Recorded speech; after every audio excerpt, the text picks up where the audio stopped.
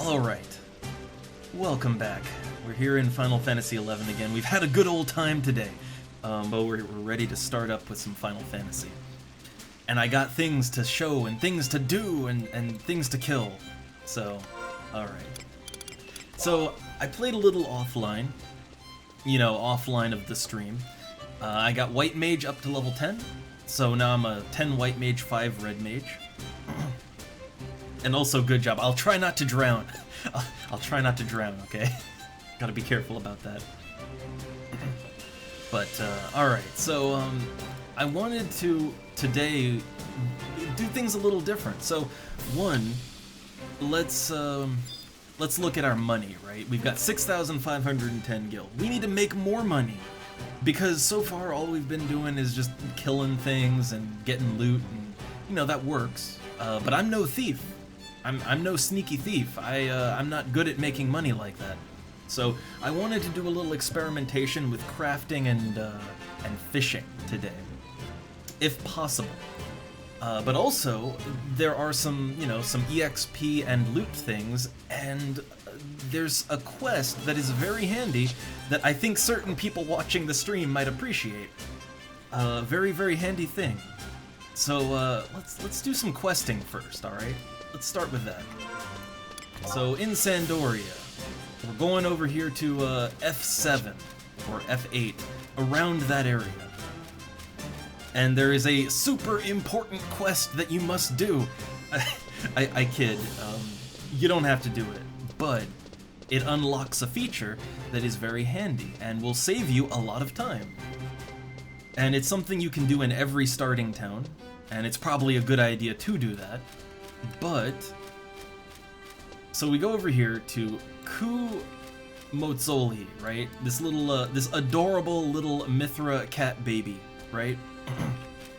when I say F7, F8, so if you look at the map, like, it's kind of covered up by the bar here, but you can see how at the top there's A, B, C, D, E, F, and all that, and there's 1, 2, 3, 4, 5, 6, 7. So like F7 would be right here where I'm at. It's the map grid. It's how you know where you are. In the bottom left of my screen, next to the time of day, you can see how it even says I'm on F7, right? So if you don't have the map for an area, this is kind of how you would navigate it. Like, you would just take note of your coordinates, right?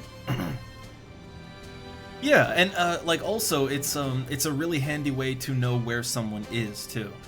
I mean, so when you're in a group, you can bring up their marker, but sometimes that can get a little, like there's different layers of the map and all that. So, like an easy way to find someone is like they'll say, oh, I'm on level 2, like the level 2 map of the dungeon at F7 or F8 or whatever, right? So you know how to get to them. It's a very handy thing. But, alright. So here's the quest. Here is the quest. So let's talk. I wish that all of Sandoria was full of pretty flowers. I wonder if everybody knows about gardening. Hey there, miss. Have you heard? Have you? What are you talking about? Do you really want to know? Really? Listen, I know the secrets of gardening. What do you want to know? What do you want to know? I mean, are there any limits? Okay, how do I garden? You can sit back, relax, and do all your gardening in your Mog house. All you have to do is tell him what to do, and your Moogle will do all the work. But make sure you check up on your plant sometimes, or it might die. Yeah, oh look, she looks sad. Just check up on your plant every now and then, okay? Promise.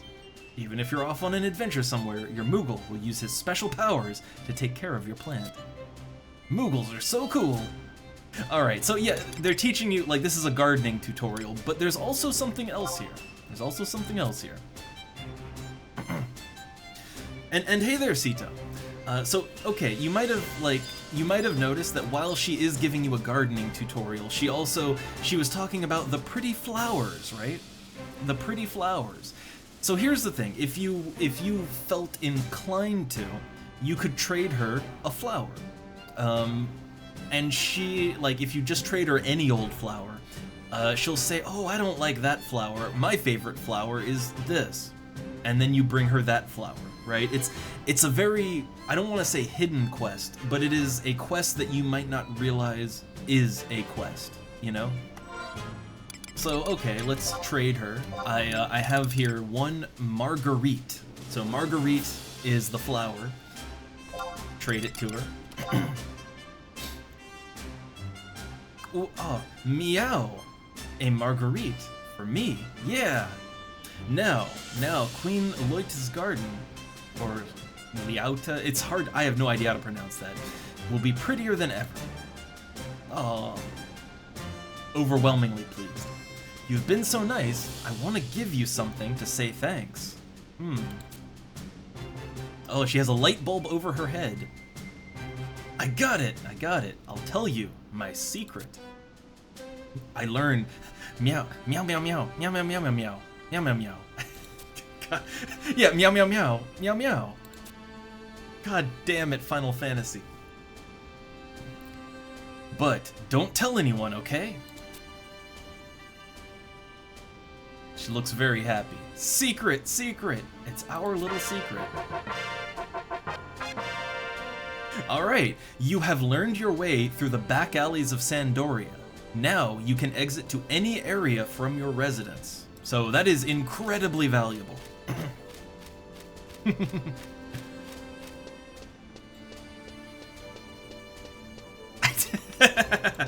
Oh, seat. Man, the deep cut references each time.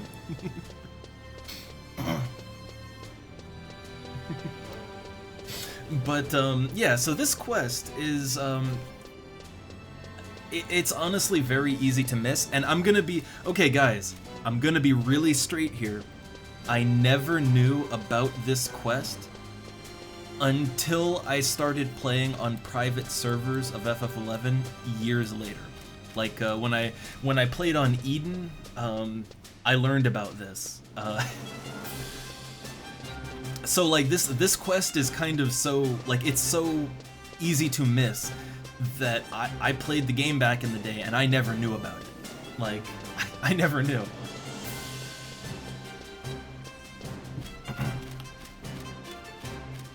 And that's one of the great things is I keep finding things that you know, it's new to me, right? So now, if we go into our Mog House, right, we're in northern Sandoria. So we go into our Mog House, and when we go to exit, right, so now you have options. So you can stay in the room, the area you entered from, you can change floors, or select an area to exit to. So now I can exit from the Mog House in North Sandoria, Southern Sandoria, or Port Sandoria. So like, okay, let's say I just wanted to go pick up some magic from the magic shop real quick, right? So I can exit to Port Sandoria. And now, yeah, here I am. Yeah, see? Like I exited out from a different exit. And the Mog Garden is I don't think it's implemented yet. I don't think, but it's something that came along a little later in the game, and it's kind of an extended thing for gardening, right? But even without it, you can like you can have like flower pots and you can garden in your Mog House.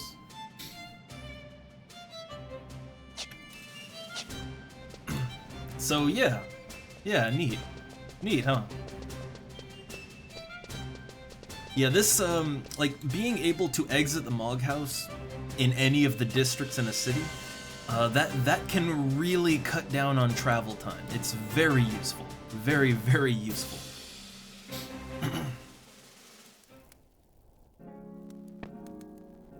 All right, so okay, we're back in the Mog House. Do I have much in my... No, my inventory's pretty empty. Which, so because I unlocked my sub job, I actually unlocked a feature that I'm not really making use of yet, but I'll kind of show what it is. So when you go into your equipment, right, and you want to equip, I don't know, like a headpiece, right, you've got storage options. Now, normally you equip an item directly from your inventory, right? But as you level up, as you unlock advanced jobs, your sub job, you do your rank quests and all that. As you do that stuff, you'll unlock Mog wardrobe slots. So when you go to equip inventory stuff, you can either do it from your inventory or you can do it from the Mog wardrobe. And I have like 5 slots. Not really enough slots to use it yet, but I can put items in my Mog wardrobe and I can equip them anywhere in the world directly from that, and they don't take up slots in my inventory. It's very handy to kind of free up space in your bag, because inventory slots are pretty limited in this game, so you gotta utilize everything you can. Now, I think I should have some items sold. I sold a bunch of items last night before I logged off. Yeah, here we go. Here we go. That's what I like to see. So I sold some earth crystals. So I sold a couple stacks of earth crystals for 400 gil. 400 gil a stack. Which isn't really that great. Like, it's not that much money. Earth crystals are the weakest crystal to sell to other players. But I'm kind of poor. I need the money. Some rabbit hides for 400 gil. Also not much money, but I'll take it, right? Take every little bit you can get. Some flintstone for 210. So hey, look, got a little more gil. That's nice. Alright. Now let's exit. Select an area to exit to. Let's exit to let's see, to get to the auction house. Honestly, Northern Sandori would kind of be the quickest.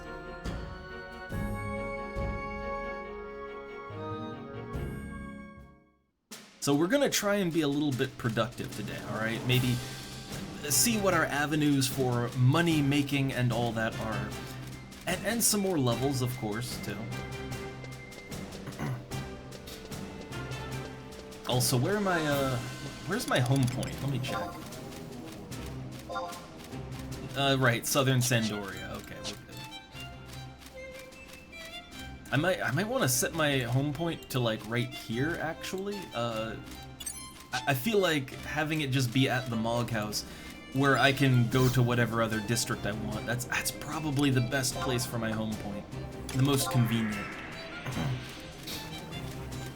Oh, I didn't do the gardening. No, that's gardening takes a lot of money. We're not there yet. we're not ready to garden yet. Gardening is very much a when you have the time and money. It's a thing to help you make more money, but we are not there yet. And yeah, productive in an MMO, I know. But, I mean, look, we've been playing and we've been leveling up, right? We've been getting those good levels, and that's great. But, as we level up, so let me explain a situation that you can find yourself in this game. So it is very possible that your levels will outpace your funding. And what I mean by that is, let's say you get in a bunch of good groups and you find that, oh, I'm level 30, right? I'm level 30, but my gear is still like level 12. And if I join a group at level 30 doing level 30 content, I won't be able to contribute. Like I'm gonna be a burden, right? So you will hit those points where you need to slow your roll and you need to get some money so that you can upgrade your equipment and get your spells and all that good stuff, right? Like it's just a situation you can find yourself in if you're not careful. I mean, it's no biggie, it's easy to make money once you know how, and you can always level sync down and do lower level content, but it's something you got to be mindful of. And I mean, look, level 7, it ain't bad, and once you get up to grouping level, the levels will just fly by. You know, it'll fly by once you start grouping up with other people. But like the first couple levels are admittedly sort of the slowest, but that's just normal. The only thing I can suggest is make sure that every time you leave town, you get Signet cast on you. Because without Signet, you know, you don't get your crystals and all that. There's also a little EXP boost on Signet, too. But that, and as soon as you get 1,000 conquest points, like as soon as you get 1,000 points, buy an EXP ring. There's a couple versions, but I find the Empress Band works the best. So it only costs 1,000 conquest points, and like it will really help you to level up faster. Like that 50% EXP bonus when you use it, incredibly helpful to level up faster.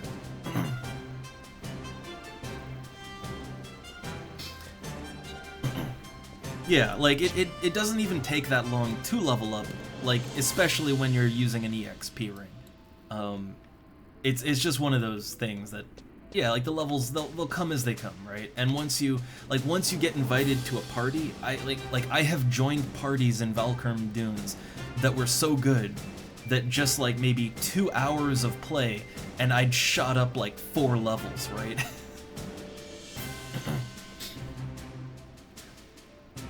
Like as you know, as you go along, the things will come much easier to you. It'll still be slow, but it doesn't feel as bad as it can sound.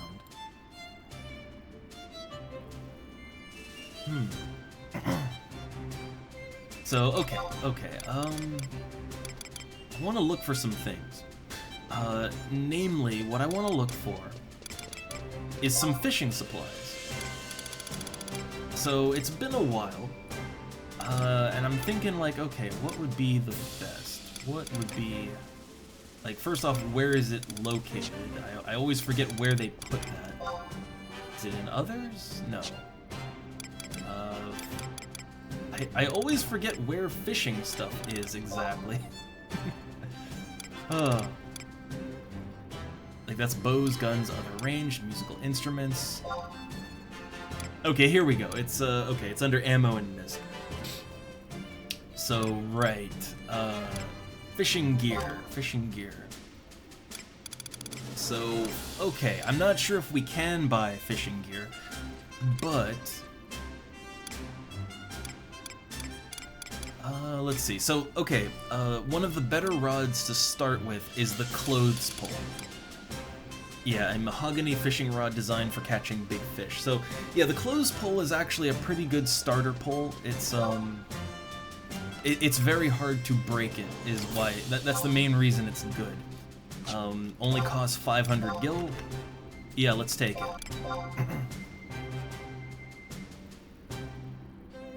Okay, so we got a clothes pole. So when it comes to rods, there's a couple different types of rods you can go with. So generally, rods are kind of like, they'll usually say it in their description, but they have 4 categories. So there's 2 types of rod you can get for catching different types of fish. So some rods are designed to catch big fish, so like they literally can't catch smaller fish. And then there's rods designed for small fish that won't be able to catch big fish, right? That one's pretty easy.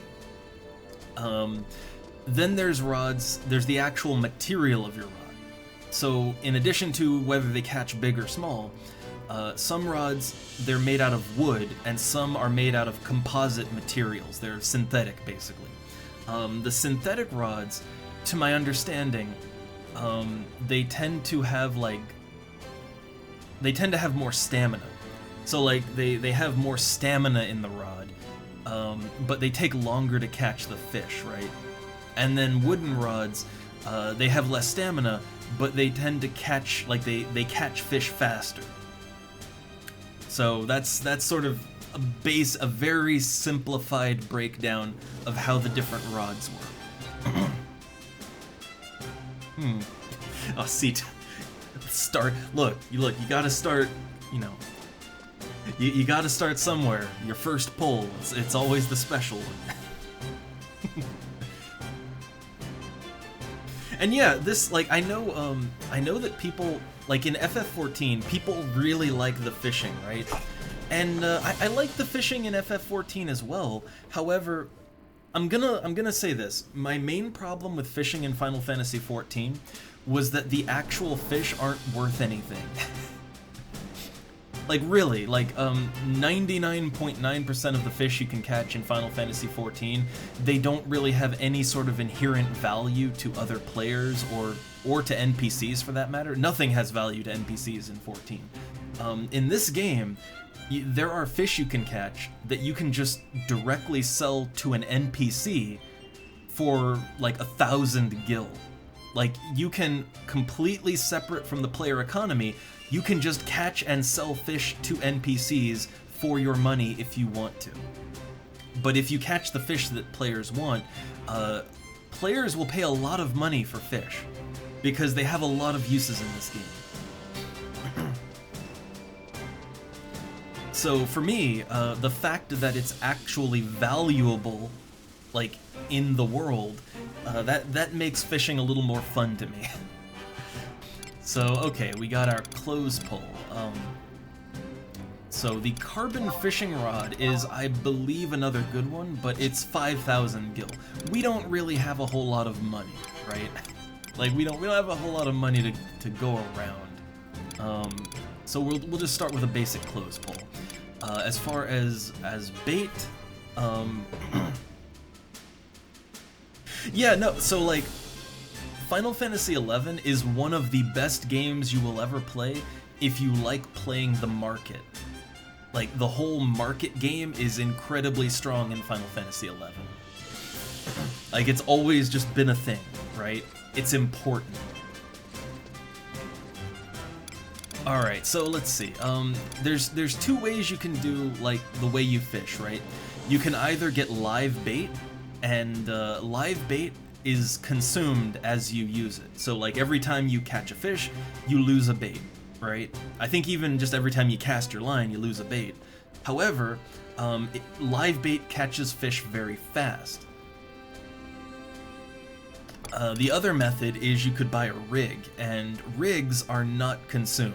The only way you can lose a rig is if either you snap your pole, which is very hard to do, or if you let the fish get away without, like, canceling the fishing, and that is also very hard to do. Ideally, once you know how the game is played, you should never lose your rig. Should. But naturally, they cost a lot more money. They cost quite a lot more money because it is potentially just a one-time investment. So, I'm gonna admit, I'm not the most well-versed in the fishing in Final Fantasy XI. I never did a whole lot of it back in the day, but I find that I enjoy fishing in this game much more now than I used to. That said, I haven't fished in quite a while, and I usually start in Bastok, so I'm more familiar with that area. But I'm gonna get some basic baits to work with. So, little worms, lugworms are a little expensive, so I think I won't be getting those.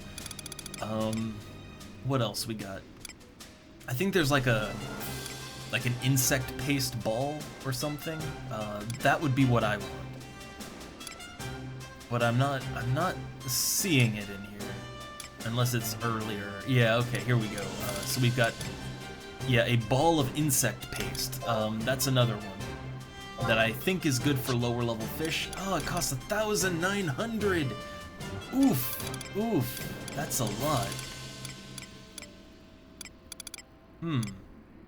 I don't know. Let's, I guess let's just start with, you know, let's start cheap, right? I'm low level, let's start cheap.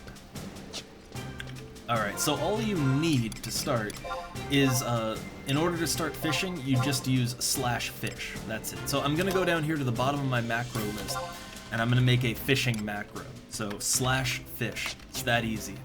It's that easy. And I guess let's go out and try to catch some fishies.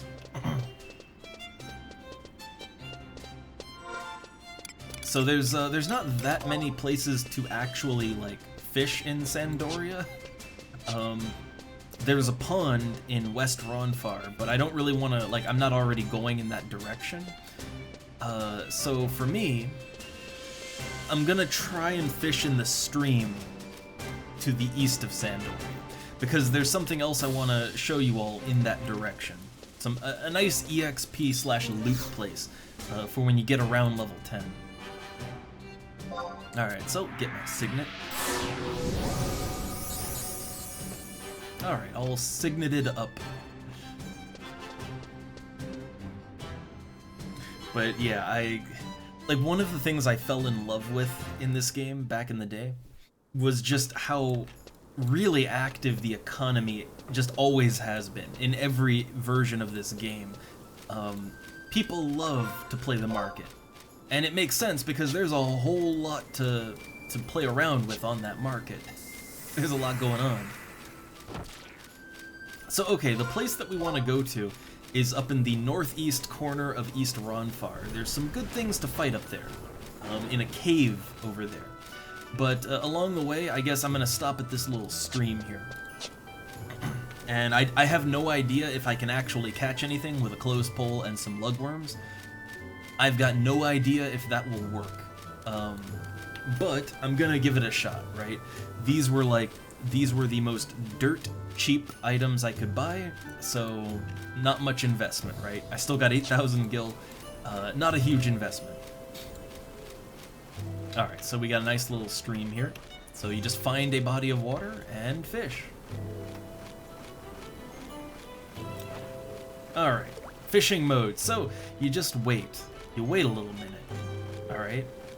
And eventually you should get something. Yeah, here we go! Oh, you have a terrible feeling about this one. That means no. Terrible feeling means abort. Alright, just hit the escape button. You're gonna snap your line. Alright? Your line is going to snap. So yeah, if you get a terrible feeling, don't play the mini game. Oh, I still have a terrible feeling. Ooh, this might not be good.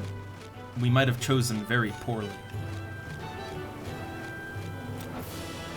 But if you don't get a terrible feeling, there's going to be arrows on the right and left, and you pull in that direction. Like you just use the movement keys in that direction, and that's how you wear down the health bar of the fish, that's what appears over your head.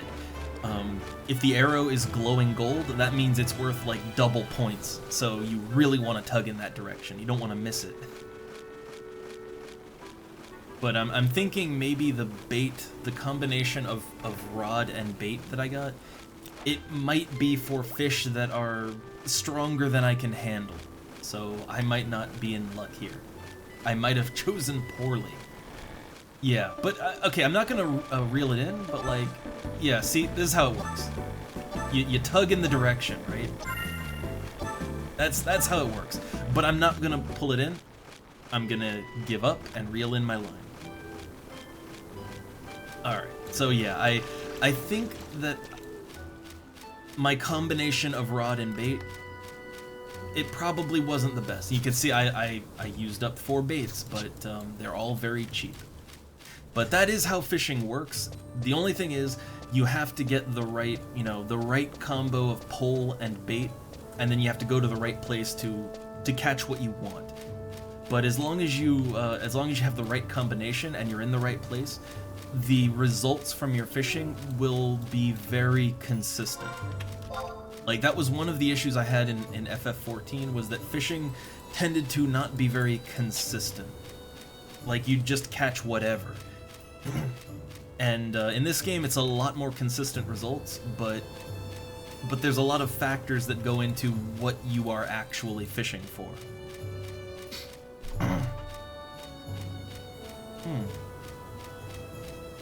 Oh, Goblin. He's a decent challenge. I mean, decent challenge, I should be able to kill that. So let me switch back to my real abilities. I have Protectra now.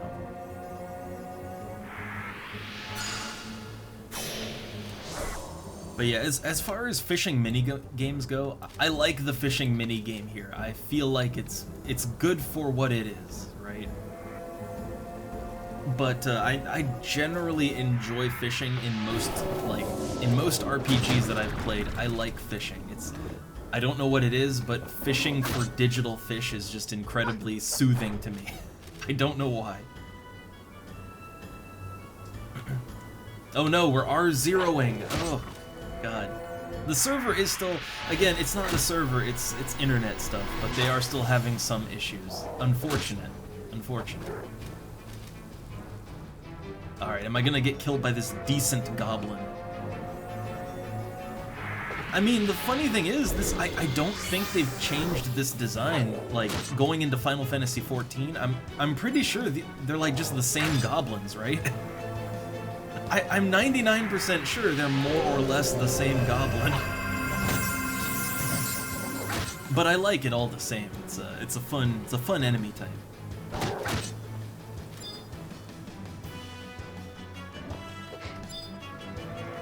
So yeah, this is only, like, it's lower level than me. It's 2 levels lower than me, and yet I am struggling.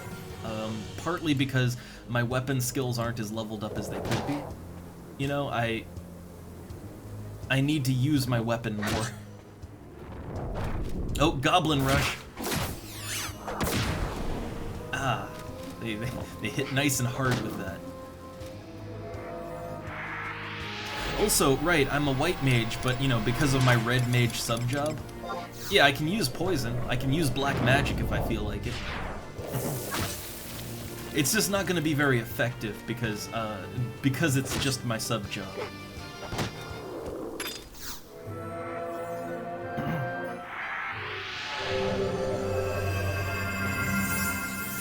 Yeah, so here's a little disclaimer. Also, goblins, they drop fire crystals and money. They drop raw money and crystals, and those fire crystals are worth a lot more than the earth crystals. But, so here's kind of the thing about using abilities that are not part of your main job. You still have to have the stats to support it. So, when you want black magic spells to land, you need intelligence. And if you want white magic spells to land, you need mind. So, see, my mind is good. I have 17 mind, but my intelligence is only 13 because, you know, I'm a white mage, right? A white mage normally doesn't use int at all. So the only points of int I'm getting are directly from being a /red mage. Problem is, it's not really enough to elevate my int to a good level. So while I can use black magic spells, the black magic spells will not really, like, they'll get resisted. They'll get resisted most of the time, and when they don't get resisted, they just won't really be as potent as they should be. So it's not really worth it to try to use your black magic when you're just using it as a sub-job. The times where that's not the case, the times where your sub-job magic can be just as effective, is if your main job has the stats already. A good example of that would be, if you're a red mage, then you already have decent intelligence and mind just for being a red mage. And then when you sub white or black mage to that, it'll pump up one stat or the other a lot more. But your base stats are good enough to use either white or black pretty much equally good. You know, if you're a black mage and you sub red mage, yeah, your white magic's gonna suck, but the black magic spells that are unique to red mage, they'll work fine for you, because you have the intelligence to support it. Just a little thing about that. Alright, so here we are. We're going up into the northeast corner of the Ronfar, and this is a little more dangerous. I mean, the enemies around this area, yeah, they're like level 7 and up, I think. Some level 5, so it's not super dangerous, but this is a little higher than level 1. If you're only level 1, I wouldn't go here. Not without friends. But from level, like, yeah, I'd say level 8 up, you could probably do this. Well, maybe 8 up is a little... I feel like you should probably be at least level 9. Probably at least 9. Alright, but where we're going is specifically all the way into the cave. Alright, all the way in. Because there's actually a lot of enemies there that are just right for my level range. Like just perfect. Well, I got a Goblin Weaver just guarding the outside. I'll kill him. I'll go for him. Also, this white magic banish, it is not a good spell. It's very it's a really slow wind-up spell.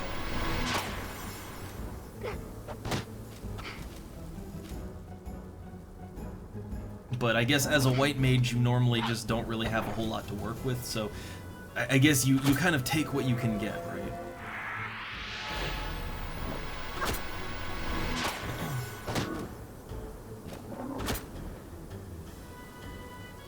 But as far as oh, he's gonna poison me.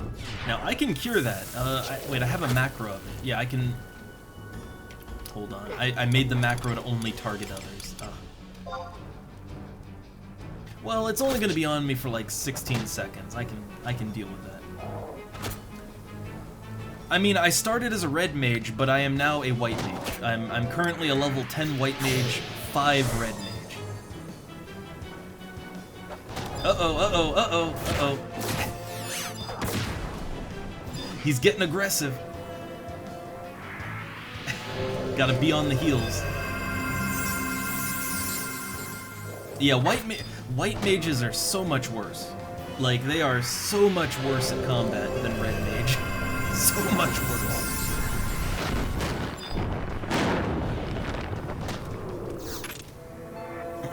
Yeah, I really feel the difference as a white mage.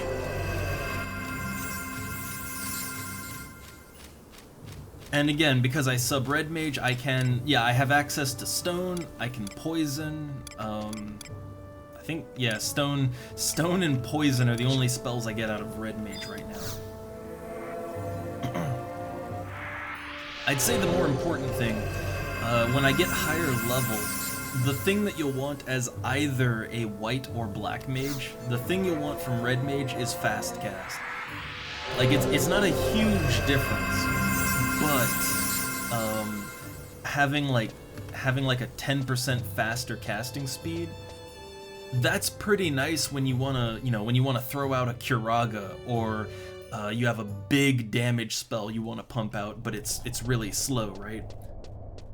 Getting that little 10% speed boost is actually really handy. Alright, so yeah, we're up in Rangamont Pass, which I have no map for. Yeah, so in this zone, I've got 0 map. So in a place like this, you basically want to memorize the layout, or at the very least, pay attention to the coordinates. So the entrance is F11. So now I know that, like, wherever I am, the entrance is F11. So if I can make my way back to that coordinate, I can get out. Alright, so yeah, these bats only level 3. They're fun, right? Like, the enemies are lower level in here, some of them. But the reason that you want to go for bats is... Oh no, we had a... Oh god, I looked away for a second and we had a robot. Oh. But yeah, the reason that you want to go for the enemies in this cave up here, the bats, they drop wind crystals. Wind crystals are worth about 1,200 gil for a stack of them. Like, for every 12 crystals, you'll get about 1,200 gil from other players. They also, the bats also drop bat wings. And there's a quest in Sandoria that you can turn in bat wings, and they'll basically give you 100 gil for each bat wing. A nice little boost. Like, I feel like that's a nice little boost. And then the other enemy that you're going to be killing in here is goblins.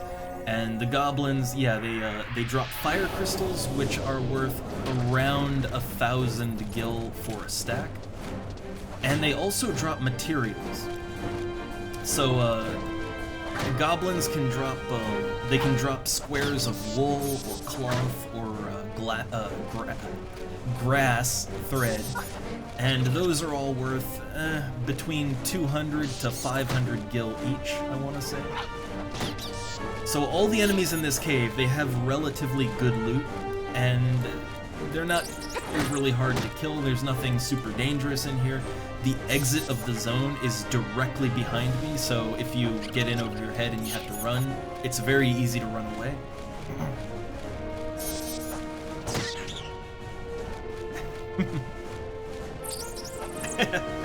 And yeah, Sito, I didn't get to see what the robot said. I looked away for a second, and so I didn't get to see what it said before it got before it got yeeted. But it always does make me laugh when they're like, you know, hot MILFs in your area are playing whatever game you're playing now.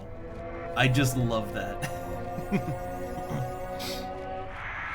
Yeah, I know, really, right? Like, well, they came in when I was playing XCOM, like, you know, old school XCOM, right? You know, DOS XCOM. And it's, yeah, it's like, oh, there's hot MILFs in your area playing XCOM on the DOS box right now. I feel like that has to be, like, that has to be some kind of weird, predatory joke, but, like, I mean, okay. I guess the only way that would make sense, the only way that it would make sense is if those bots are more intended for people that are playing games like, you know, like the big streamers that are playing, like, popular games, right? Like, I could totally see it being like, oh, you know, hot babes in your area are playing, I don't know, Fortnite or whatever, right? I feel like people might be more willing to buy that, you know? Like, they'd be a little more open to that being real. Maybe. I don't know.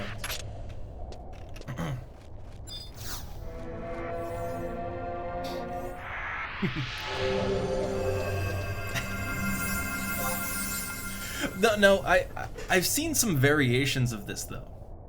Like, if they're not into that type of thing, I've seen some variations on this type of robot where, you know, they go into that other popular genre of the prawn, where it's like there's hot step brothers or step sisters or whatever in your area, right? And that the logistics of that one just blows my mind, right?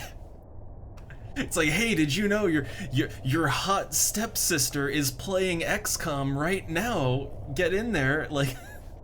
It's like, what? That doesn't even make sense.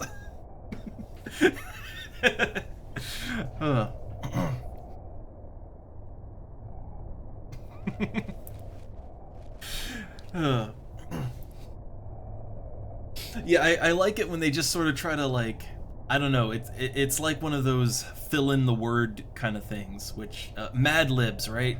It's like Mad Libs. Yeah, I know, right? It's like, wait, I have a stepsister?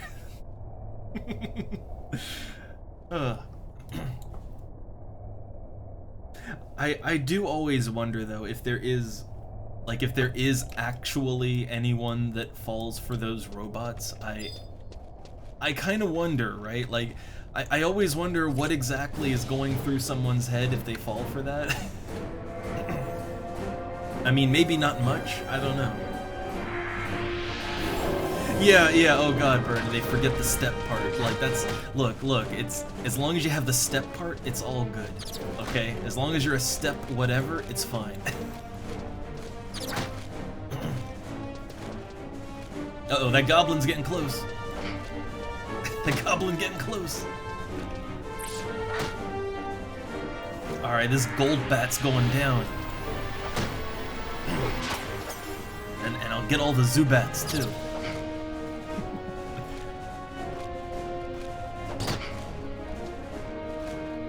I mean, I guess, like, yeah, it wouldn't... I mean, I think the way they figure it is that, let's say they spam, like, they put these things out, they cast the net, and, you know, they hit, like, I don't know, let's say 1 million people see the robot. If only a tiny fraction of them actually go for it, like, even just, let's say, out of 1 million, just 1,000, right? 1,000 go for it. It would be worth it. Like, as long as they get that many people, it would be worth it to them. the question is, like, what are those 1,000 people? Like, I don't understand what is going through your head if you think it's real. I don't... It's really hard for me to put myself in that kind of headspace, right?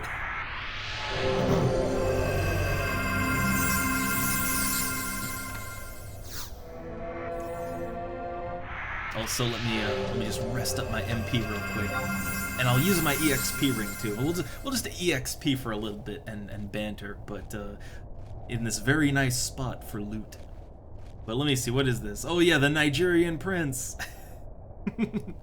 I'll earn money working from home as a Nigerian prince. But I feel like when it comes to the, you know, insert hot whatever in your area thing, I feel like, I don't know, that plays on a certain type of desperation, right?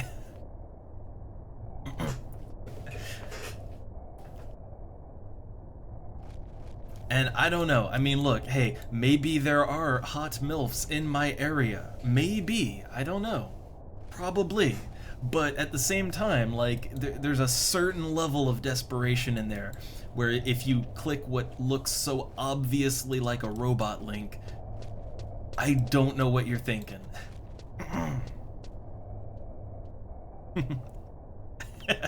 Yeah, I think there's several Nigerian princes now. There's several of them. There's many princes.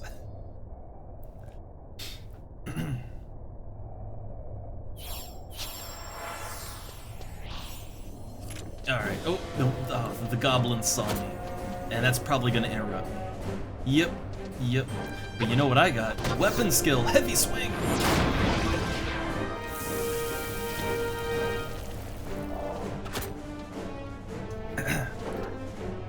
Man, fighting as a white mage is kinda... I don't know, it's kinda weird, right? Like, man, I suck. I'm not good.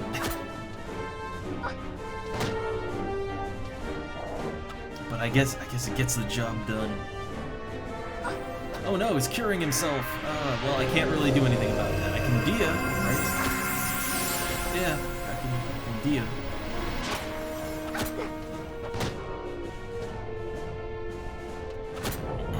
Oh, here's the bomb.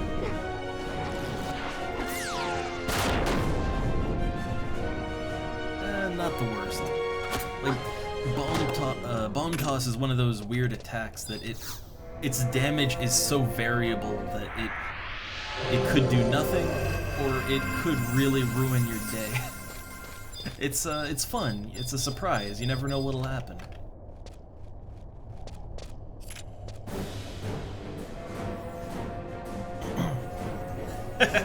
Yeah, wait a second. Yeah, like, Nigeria doesn't have kings or anything, right? I just thought about it. Funny enough, I never really gave it that much thought, but yeah, like, Nigeria doesn't have a monarchy, right? Huh.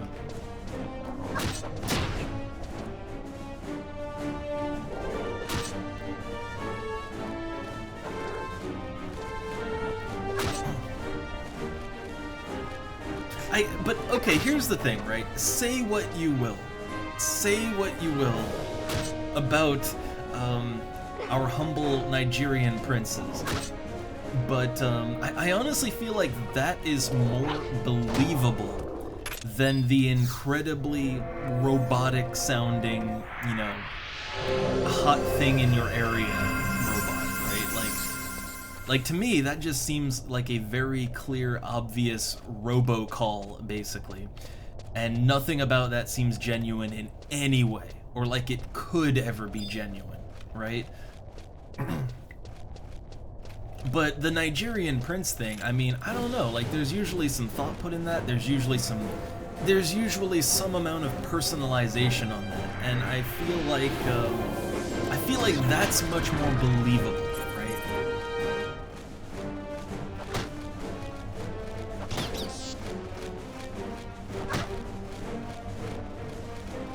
Like, I think with any good scam, there's got to be a certain level of believability, and like, sometimes they really just don't care, and it just doesn't seem like anyone would fall for it.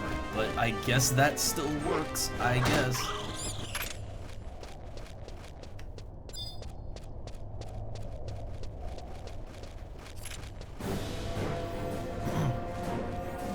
also, yes, we are going to just kill bats and goblins and things for a little bit.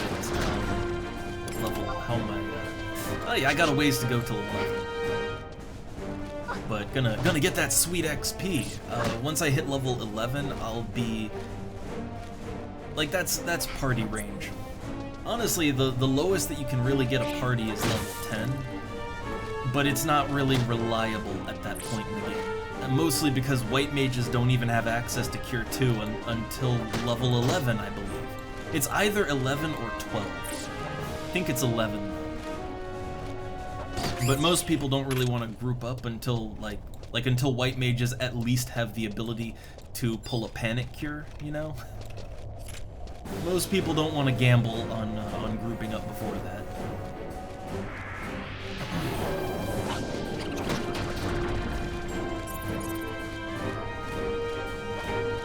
I guess. I mean, I guess with the whole, like, you know, robot enters chat and just throws out some ridiculous line about, you know, about rather thirsty wenches in your area.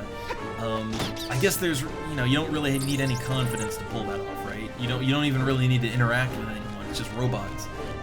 You know, you're just throwing out a robotic fishing line, basically. But, yeah, with the more personalized scams, you kind of need to have some charisma. Like, you've gotta really have the charisma and charm, and, you know, you gotta be able to sell it, right? And I guess, I think, honestly, a lot of scammers these days just, they don't have any charisma at all. You know, they don't have that oomph. They couldn't sell vacuum cleaners, let's put it like that.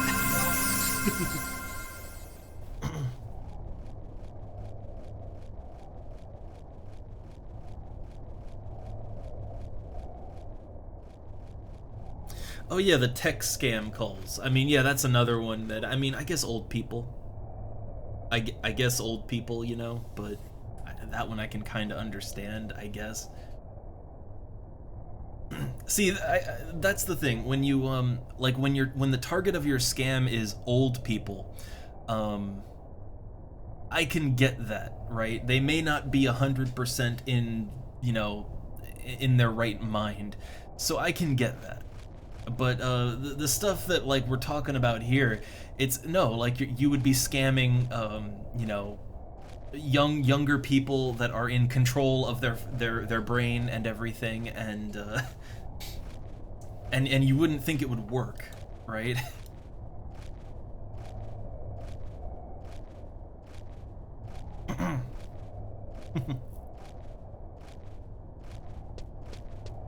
But yeah, like, I could totally see someone's grandma, you know, they're like, oh, I haven't paid my $10,000 ISP bill? Okay. What address do I send it to? Oh god, I just got reminded of something, that happened a little while ago. So, like, when So, when we went out to eat a little while ago with Dunna's grandparents, which they're great old little people, right? So her grandparents were gonna pay for the dinner for, like, the whole family and all that, right?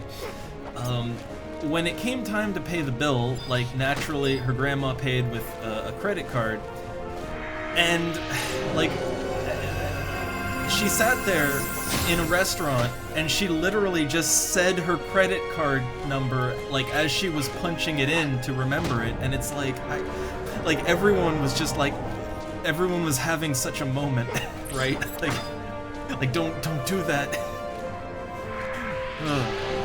So I get it. I can totally get how old people are easy targets for that kind of, for technical fraud. I get it.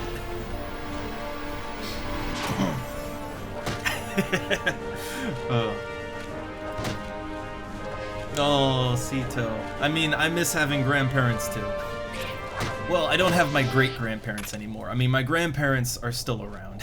They're only around because, like, my family had kids young. Like, everyone in my family had kids when they were like 16. So the generation gap isn't as wide as it is with a lot of families. Like, I'm older. Like, I'm a few years older than Donna, but like my parents are younger than hers.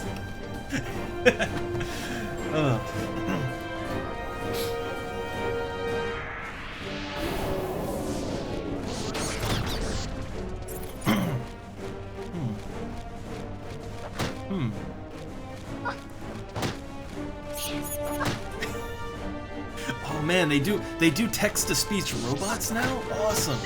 Huh.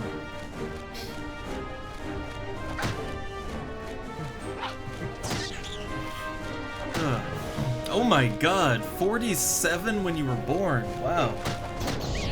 Well, damn. Yeah, that's that'll do it. That'll do it. I mean, you can say what you will about whether it's a good or a bad thing, but yeah, yeah, my grandparents are still around because everybody had kids really, really young.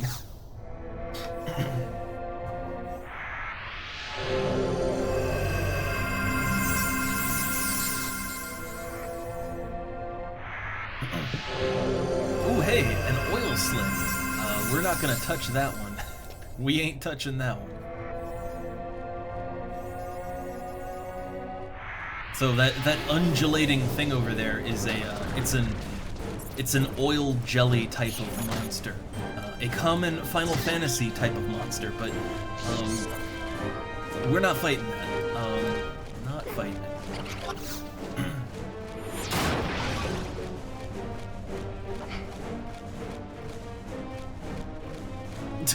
Oh god, 28. You know, at the ripe old age of 28, just send him to the nursing home. So, okay, so you see that oil slick monster, it's only level 7, and it is easy prey, but when it says it has high defense, it has really high defense. Like, the oil slick type of monster, it just, like, it takes almost no damage from physical attacks. The only way you can really hurt it good is with magic, and, I'm no black mage, so can't do anything to it. That's an enemy that when I see it, I just turn around and walk the other way.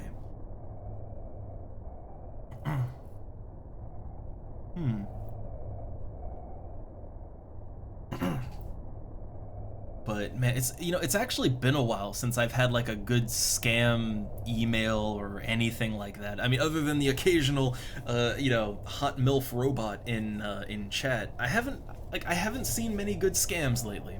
Haven't seen many.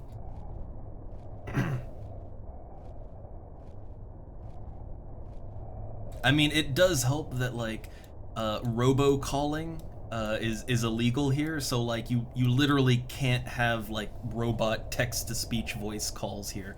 You can't have automated calls here. So that's really helped to keep that down.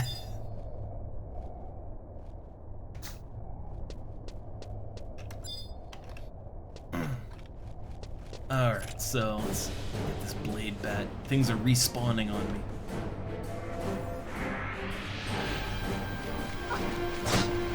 Though, oh yeah, I do know what's going around is like, there's a lot of like Discord scammery going around, or people like stealing accounts and then repurposing them.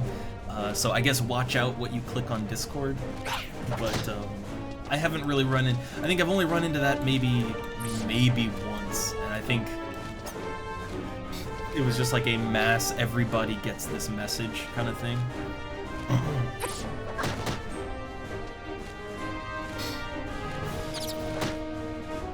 Wait a second, Vexus.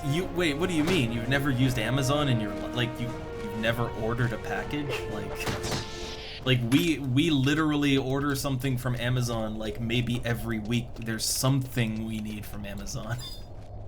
I don't know how we live without it.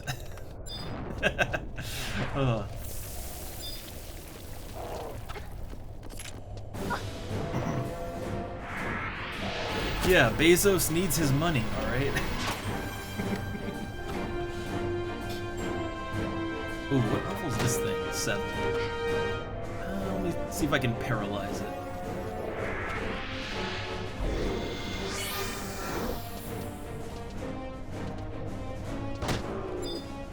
Gotta be careful on these goblins.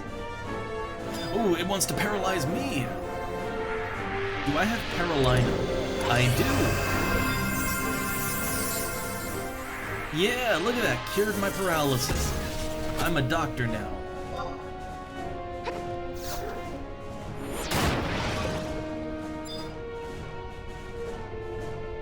Man, look, this is the power of Paralyze. Like, the goblin just lost 2 turns in a row because he's paralyzed.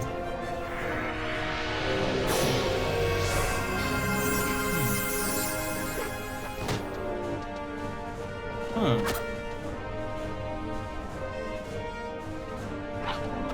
Weird.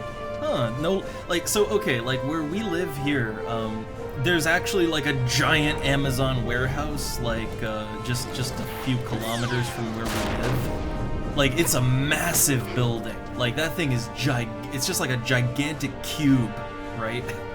But it's very close to the city that we live near. So, like, whenever we order something from Amazon, we tend to get it, like, the next day. So we use Amazon a lot, coincidentally.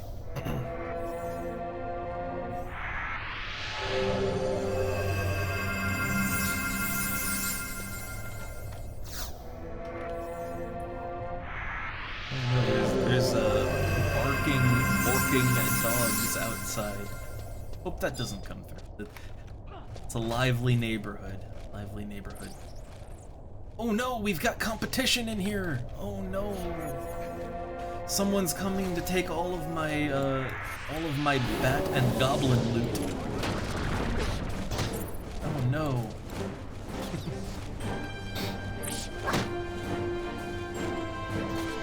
I mean, I've never ordered stuff like pasta or whatever. I mean, we go to the supermarket for that because, like the supermarket here always, like, it almost always has some kind of sale on, you know, something. Pasta goes on sale a lot, and then you just get tons of boxes of pasta for like 60 cents each. Like, I honestly don't think Amazon could even beat that. But mainly the things we need are more like I don't know, household stuff, right? Like household things and or appliances or just little things that you don't really get at the supermarket. And if we wanted to get, we'd have to go a little further, right? Because our area is, at least by German standards, a little more rural, right? So we have to travel a bit if we want to go to a more specialty shop.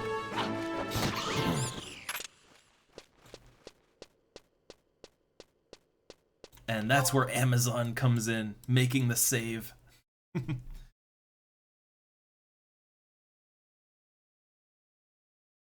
I mean, so, like, okay, like, whenever I want to order drinks or, like, candies or whatever, I usually go to websites that are more specific for that kind of thing. Like, World of Sweets. That's a website that has, like, they've got all kinds of drinks, candies from all over, but, like, they carry both, like, you know, local type of goods, some that they're just not in our local shops. But they also just sell, like, American candies and drinks and stuff.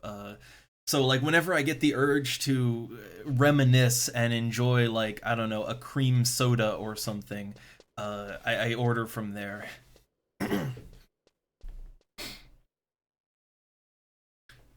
Or just when I want that, so there's a candy, God, I always struggle to pronounce it, but it's Maum, and they have really good, like, sour candies. The problem is the specific kind of sour candy I like, they never have it in the stores around us. Like, I have to order it when I want it. So that's something I get through there a lot. And yeah, Sito, I guess, like, by German standards, like, rural means very different to what I think of as rural. Like, when I think, like, American rural, is there's no civilization for like 50 miles, right? That's American rural. You know, here it's just we don't live directly in a city, and you know we have to, you know, to get to where we want for a more specialized store. It's gonna take maybe a half hour, and like, oh, that's too much effort.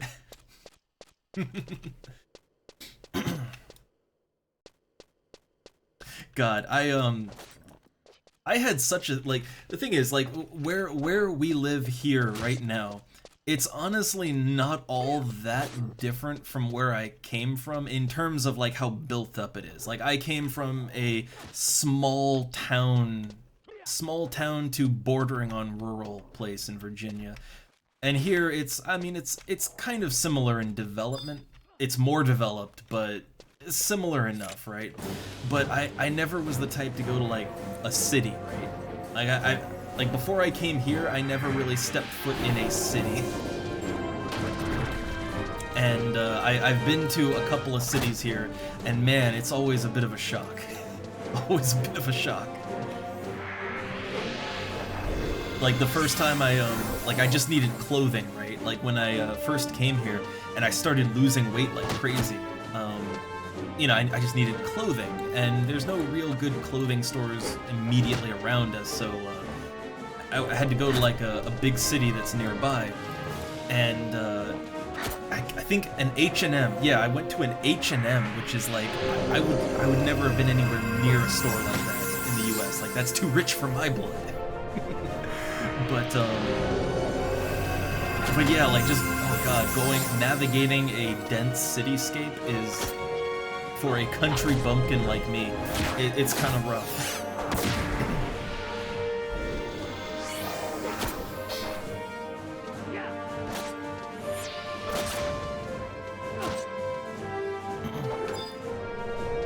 Yeah, I'm not used to so many people and buildings in such a tight place. So like when I go into like a real like crowded city, it's a very different experience to me.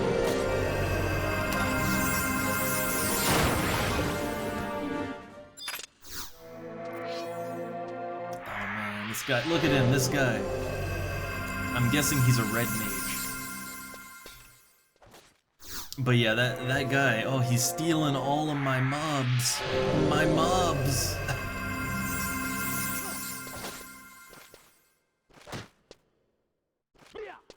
That's my bet.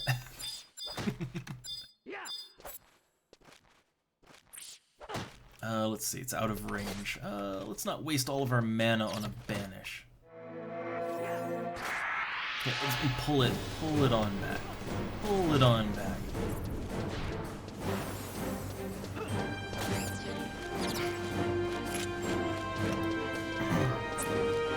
And yeah, I know, right? It's like, I mean, look, I know that this is a big open world and we all have to share it with one another, you know? But like, I will admit, every now and then I do get that feeling of like, man, that motherfucker, he took my mob. He knows what he's done. But like, you know, I guarantee he just came in here and just started attacking things and didn't really notice it, right? Like, you know, we have to share, right? It's a communal game.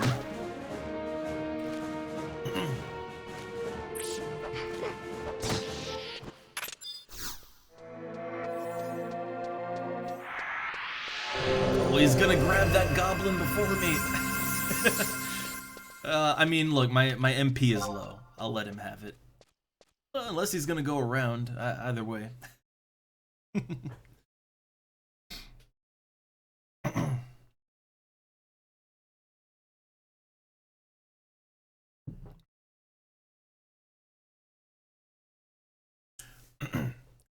Yeah, it's you know, it's one of those things, right, where like I think a lot of more modern gamers would be like, I don't want to share my mobs. I don't like it's like, oh, this is terrible. They're taken from me. But like, oh, hey, look. Oh, that works. Sure, buddy. that works out. But yeah, like, I don't know, it's just like that little bit of competition that you get. It's kind of, it's part of the experience, you know? Or you just team up. What level is he? I didn't even check. What level is the dude? Oh, we're both level 10. He's a red mage. Yeah, ahoy. See, look, it works out. We're teaming up. We're doing a team up special. I don't think I've played with this guy before. I don't, like, his name doesn't sound familiar to me. I might have, but I don't think I have.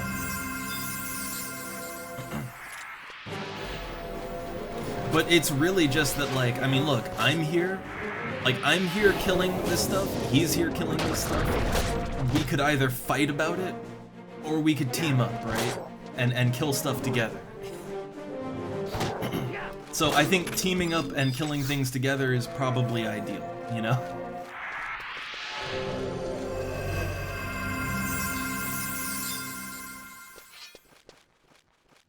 Yeah, see, look, oh, he's just trying to grind out a level before work. Yep. Just getting EXP and riches.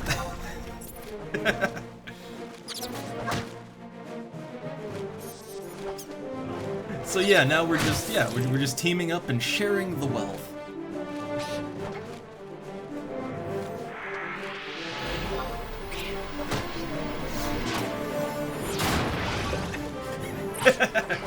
Yeah, friendship while destroying all life in this cave.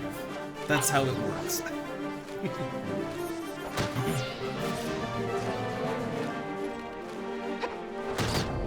But I feel like I have had so many super wholesome interactions like this while playing. It's kind of great.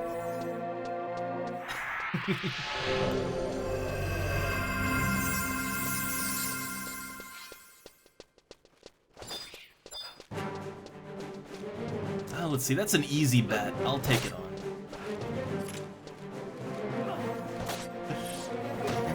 But, you know, here's something I'll say, because I've looked around on Horizon, and there are actually a lot of people that stream this server, but I have not announced my presence. Like, I mean, look, we're a baby stream here, right? But I have not announced my presence. I have said literally nothing about streaming anything, right? I am just in character, making my way through the game, and that's kind of by design. Because I want to really get those natural, organic, like, this is just what playing on the server is like. I want those experiences. Because I know for a fact that if I were to announce that, like, hey, we're streaming, we're live now, welcome to the show, right? Like, people act differently, both in good or bad ways. Like, you know, they'll act differently than they normally would. Maybe put on a bit of a face and maybe be extra nice or something, right? Like, I don't want that. I want exactly the player experience. That's what we're getting. And so far, with just the normal player experience, this is like, I have had like nothing but just good fun times and lots of helpful people and lots of wholesome interactions. I mean, also, of course, again, there's always going to be dicks. They are out there, but like, for the most part, it's a great, like, the community is strong. But I think that's really just like, that's Final Fantasy XI. You kind of have to have that strong community, or else it just doesn't work. I wonder if we can try that oil slick out. That oil slip and slide over there.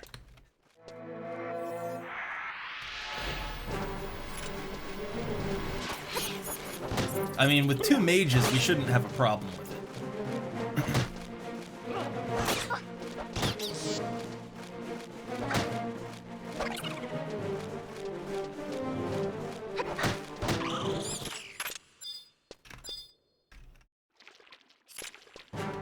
Alright, paralyze it! Let's try.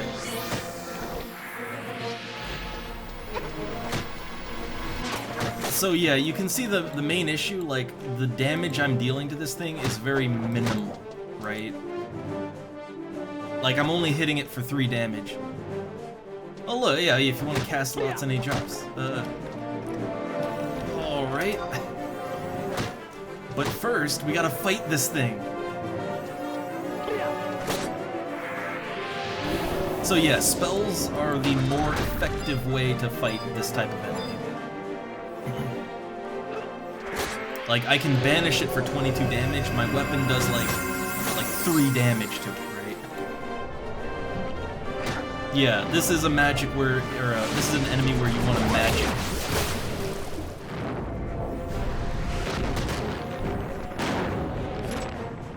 Alright, nice. It's full of water crystals.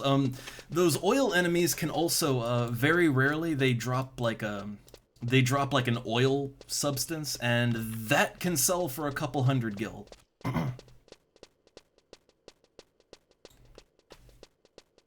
But this is something I know it, again, I hate to sound like the broken record, but it's something that will never stop surprising me, and there's always new interactions that make me think about it. But one of the big problems that I know a lot of people have had with FF14 is they feel like, let's say you want to play with your friend or whatever, a problem is you can't really do that, not in all content, right? Like you can group up in a dungeon, in a trial fight or whatever, but like when you're just like doing your quests, like, you know, you're doing the main story quest, you're doing, whatever, like you're out in the world, which isn't much admittedly, but you can't really team up with people for that. Like, not really. It's you're playing a single player game, outside of the dungeons and stuff, for the most part. And for a lot of people, that's very off-putting. But in a game like this, you can team up with other players for every single step of the way, you know, like all the content. Leveling up out in the world, doing quests, doing missions, like, you can team up with other players for all of that. And, I mean, it's actually intended that you team up with other players for all of that, too. And I think that's just an experience that I've kind of been missing with a lot of MMOs. Kind of been missing. Let me heal myself.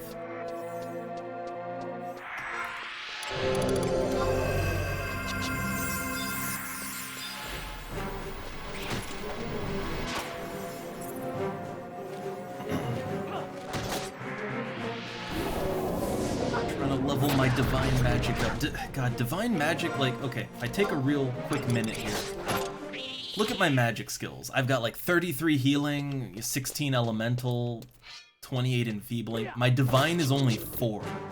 It is so hard to level up divine magic. So goddamn hard.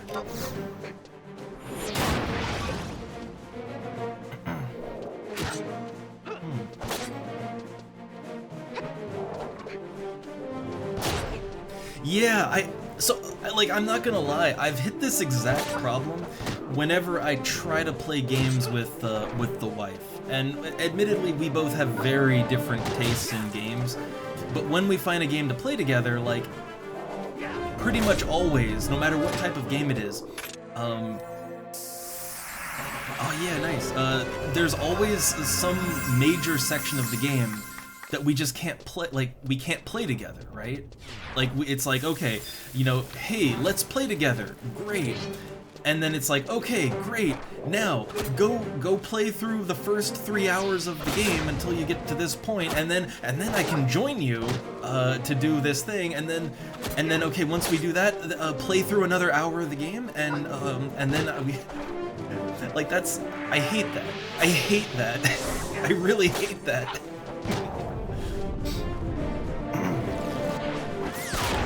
Yeah, I know, it's like you can only co-op in certain areas, you know, you can only co-op in certain conditions. It's, not ideal. Also, I have Cure 2 now. Right, Cure 2. Big heals! I got the big heals now.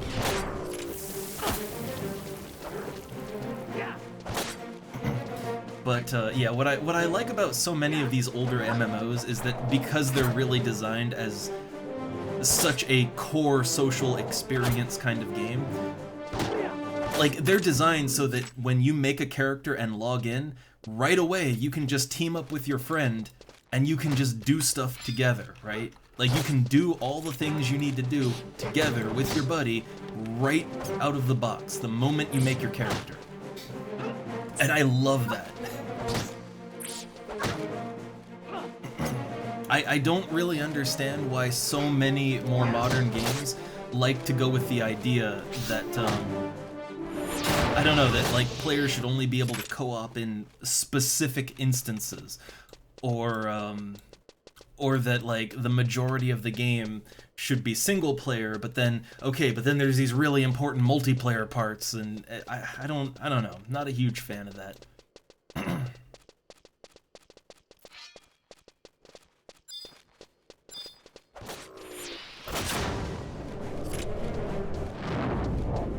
It's one of those things I could rant on for quite a long time, if I'm allowed to.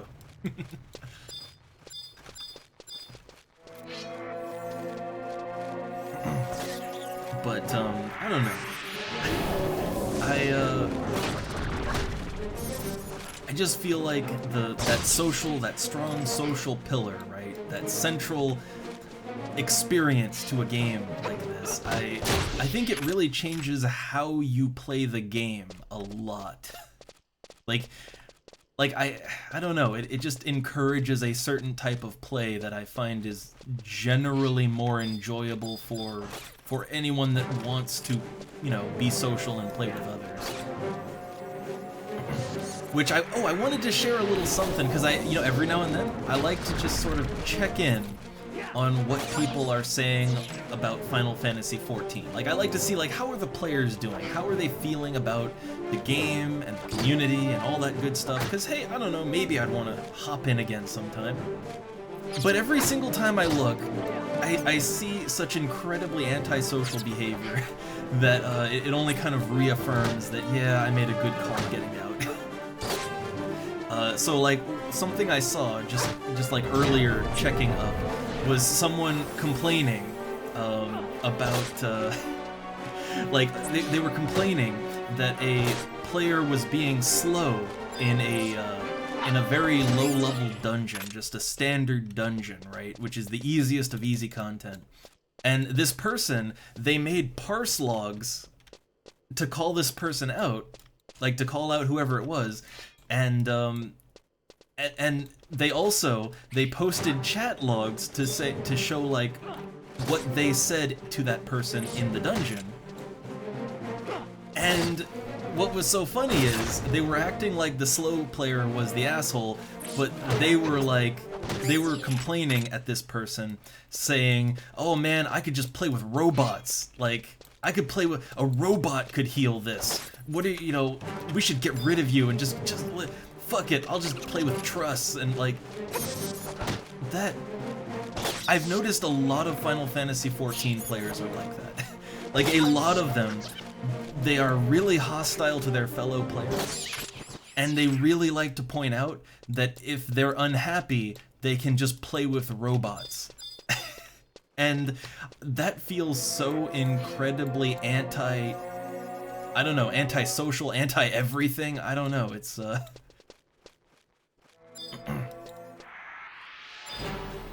but you don't get that kind of attitude here, or in any kind of game like this. It's like, what are you doing acting like that? Yeah.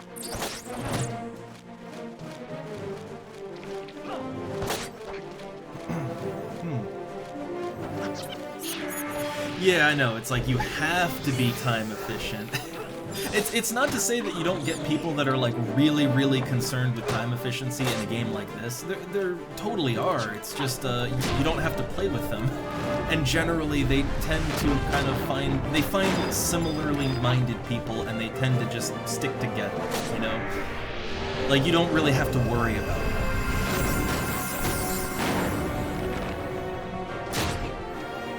Because I have, like, I also look around and I like to see what people are saying about specifically HorizonXI here. And I mean, there are people that have a bad attitude about it too. Again, I think the difference is that that type of person, they're either not going to play on the server, or they're just going to play with their little group of people. Like, they're not really gonna... You're not gonna have to interact with them if you don't want to, basically. Because, you know, there is no random matchmaking or anything, so if you don't want to play with them, you don't have to, you know? Like, I don't know, it's...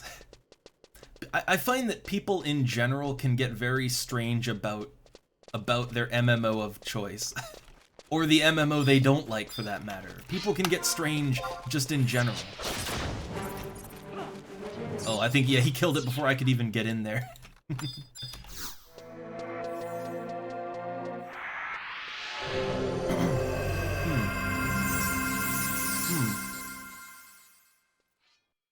And yeah, like that's kind of how I look at it too. It's like, you know, who cares? Like, as long as you can physically complete the content, what does it matter, right? Like, what does it actually matter, as long as you can complete the content? I mean, that said, you know, hey, I like efficiency as much as the next guy, right? And honestly, FF14's gameplay is...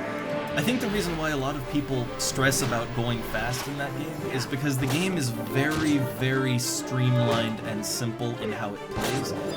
Like, I mean, think about it. In this game, I have so many options when it comes to how I build my character, what kind of equipment and items I bring into combat, how I play, right? I have so many choices to make. So, you know, there's a lot of ways I could go fast or go slow or whatever, as long as it works, right?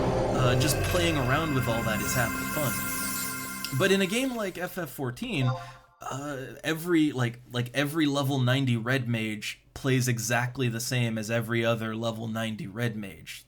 There's no style of play or whatever, you know, there's a right and a wrong way to play, if we're being honest. So I can get how people... Okay, let's see. Good times. So I can get how people maybe obsess more about efficiency, right? That said, it's because it's such a streamlined game and things just sort of work. I mean, you know, you don't have to be that way. You know, you don't have to.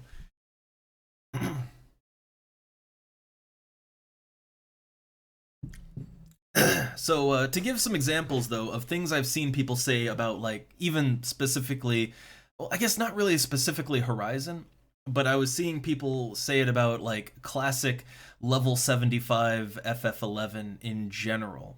Oh god, look at all that loot! I just got all that loot. Because he just left. Sweet, I got a stack of wind crystals, nice. And 8 bat wings, very good. But I guess, okay, some of the things I've heard about, like, I was looking at people in Horizon talk just about classic FF11 in general, and some people take a lot of issue with the end game of FF11, which technically, I mean, in a game like this, technically there is no real end game, it's whatever you want it to be. But there are, I guess, you know, there's places you can go to do things at maximum level, and I guess that's what people consider end game. Even though it's, in terms of challenge, it's not really any more challenging than, like, the difficult boss fights you can do at any level, right? It's not really that much different. But people complain, they feel like they have to do things. Like, I think a lot of people, whether it's a new MMO or an old MMO, I think they get in their head that there's certain things they have to do, right? Like, okay, I hit level 75 in FF11, I have to go do Dynamis, and I have to get my, my super high-end endgame artifact armor and weapons, right? Like, I have to do that. And so they maybe, like, they stress themselves out playing more than they want to play, because they feel like they have to do something.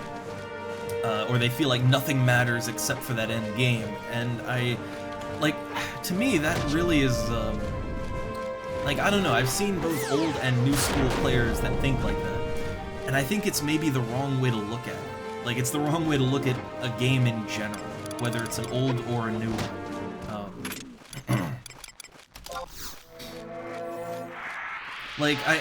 Okay, so, yeah, clearly, I love Final Fantasy XI, right? Clearly.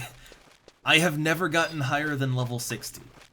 Both in the original game back in the day, and on the private servers I've played on over the years, I have never gotten higher than level 60. I hope to get higher this time.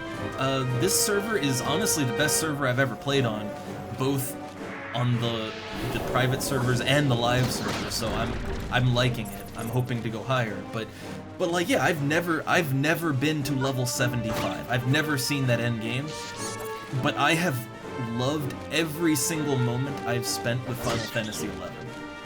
Like, every moment I've played FF11, even the hard moments or the little bit tedious moments, I've loved every single moment, right? And I've never seen endgame.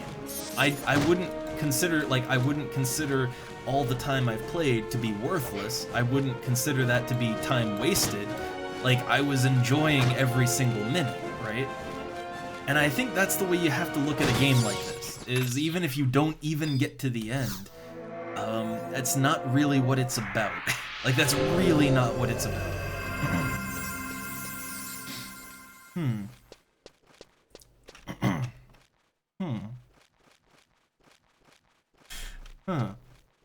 Yeah, I think really the way, like, it is very easy to get caught up in FF11 and treat it like a job, or to think that there's things you absolutely have to do. Like, I mean, there's things I want to do, right? Like, I would like to at least hit level 75, so that is a long-term goal. I would like to max out my rank in my nation, so I'd like to do all the story quests that I can do. I would, like, there's certain advanced jobs that I never really got to play back in the day, and I'd like to unlock them and try them now. Like, I kind of want to try out Samurai. Like, I never really did that back in the day. But the thing is, I don't look at any of that as something that I have to do, right? Like, I don't have to do any of that. I don't feel compelled to play the game more than I want to in order to accomplish that. The same goes for rare items. Like, there's a lot of really rare items in the game that I would love to have, and like, what I'll do is, I will farm the money, right? Like, I'll farm Gil, and I'll eventually buy those rare items from people who want to do the camping and all that. But I'm not gonna camp some enemy for like 12 hours a day for a 5% chance at a drop, right? I'm not gonna do that. I have no interest. And I don't feel like I have to. But I'll totally farm Gil and buy that item off of someone else who does want to do that. So, like, yeah, that's kind of how I look at it.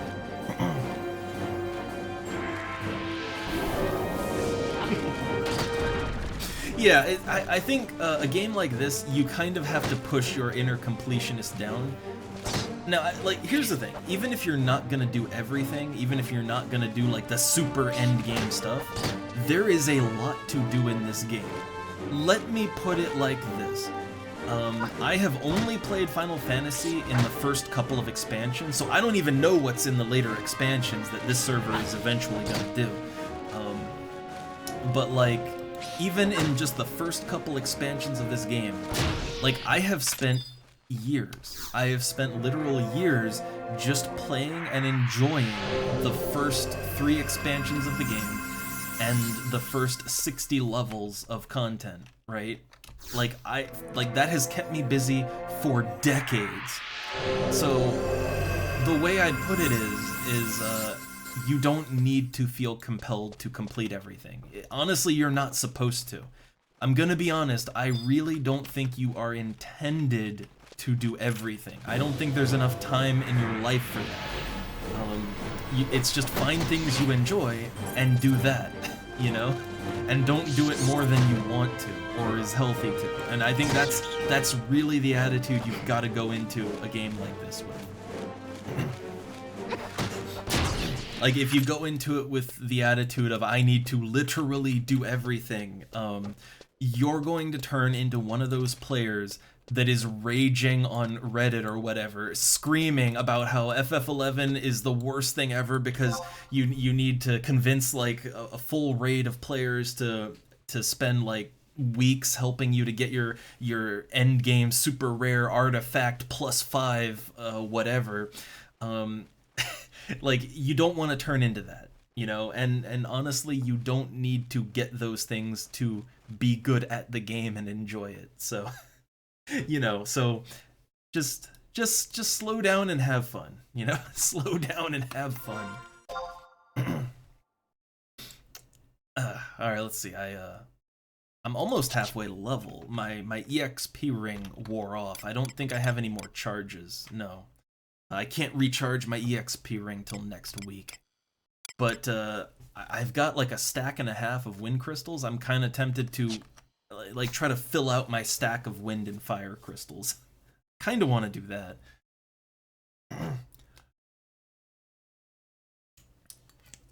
But yeah, it's I feel like it's a lot of playing a game like this is just kind of knowing your own limits and really just what you want out of a game, you know? Like, there's certain RPGs where you can 100% them no problem. It's not gonna destroy your life. But there's other RPGs where it's really not intended for you to 100% them, and if you try to, you're only gonna hurt yourself.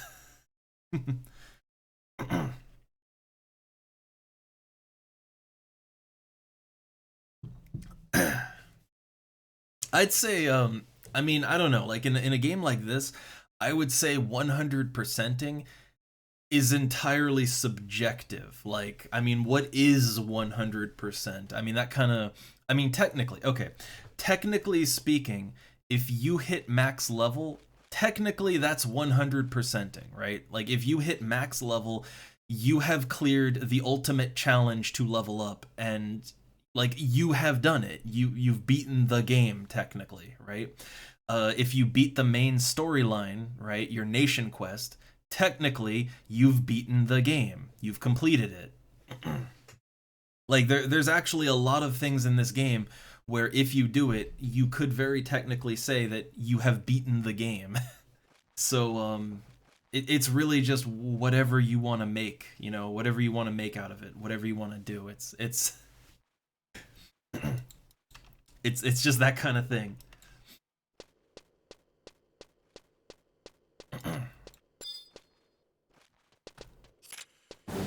All right, let me try to get a little more crystals here. I want the EXP, but I kind of more so want the fire and wind crystals. I need that money.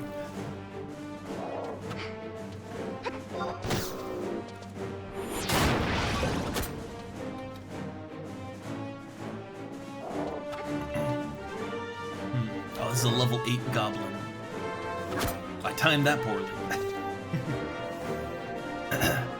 Oh, look, like, he cured himself. Great.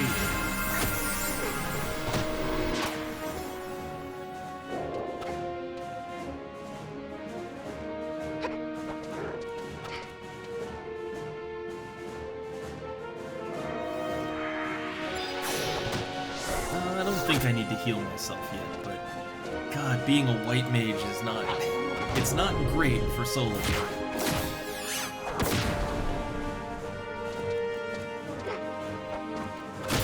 Ooh, that's a big hit. Can't take more of those. Goblins, like, they can be rough. Goblins can be quite rough. Oh God, not again. Oh, he cured himself again. Okay, I need to do something about this.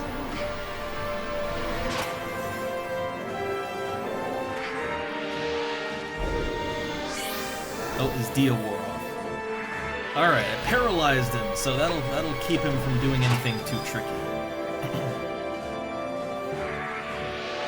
Oh my God, another cure! This goblin! He's just curing himself over and over. But the paralyze is helping to kind of restrict him a little bit.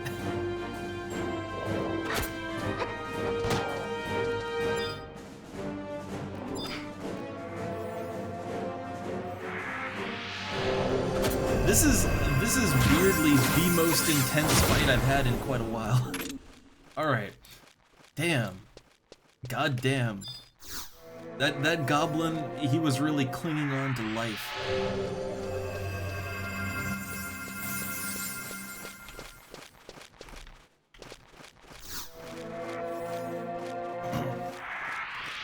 Alright, what level are these bats? Should be able to kill them without too much effort.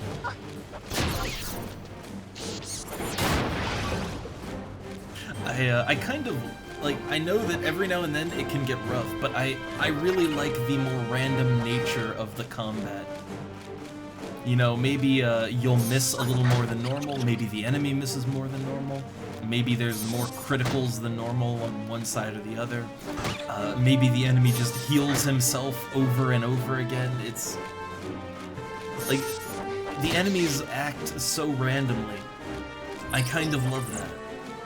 You never know exactly how a fight's gonna go down.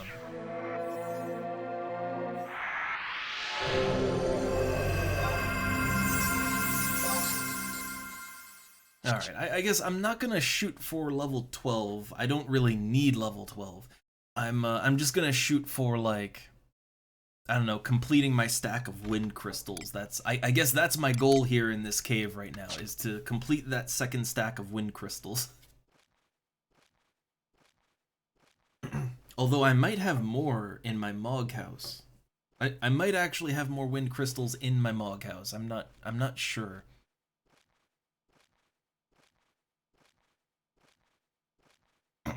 But yeah, I'm just setting goals, which I'm still not sure exactly how I want to level up. Part of me was thinking I want to level White Mage up to, like, I don't know, 15-ish maybe.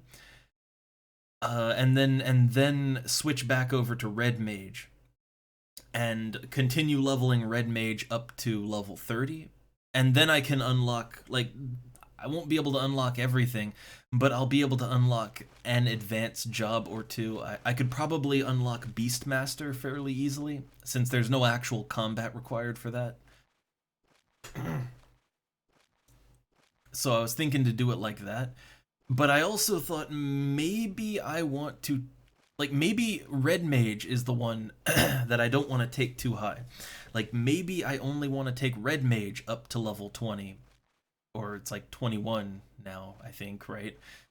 Maybe that's as high as I want to take it. And instead, maybe I just continue to level White Mage up. And just play that up to, like, level 37-ish. Which would be high enough level so that I can sub-job it to anything. And maybe, like, I don't know, pick up Summoner, right? Maybe go Summoner. Maybe, again, Beastmaster is always a good viable choice. A lot of options there. I'm honestly not sure how I want this character to progress. Like, I really don't know exactly how I want to play. I tend to enjoy healer / support. So, of course, that'd be White Mage. I mean, Red Mage, even. Red Mage is also good for that. Summoner. Summoner can actually play a half-decent healer if you sub White Mage to it. But, I don't know. I'm not really sure, like, if I want to keep on that more support trend, or if I want to switch over and play a DPS, or if I want to try my hand at tanking. Which I guess I'd unlock Paladin for that, right? I guess Paladin would be the way. I think, as far as I remember, I think Dark Knight can tank a little bit, but only if you really, sacrifice your damage in order to tank. And I don't really want to do that. Like if I play a tank, I want to play a character that's actually just pretty good at tanking. Right? And I think Paladin is the way for that.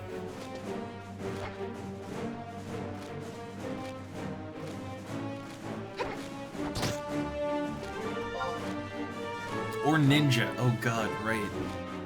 I could be a ninja tank. That's gonna cost a lot more money than I have, though.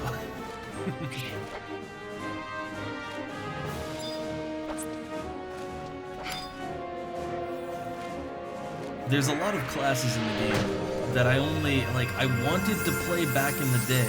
Oh, hey, look, someone's giving a moin in the chat. Hold on. I gotta respond to that. I really gotta go full on with it. Gotta go full on with it. The old Hallution. Look, I see a moin, I have to respond appropriately, okay?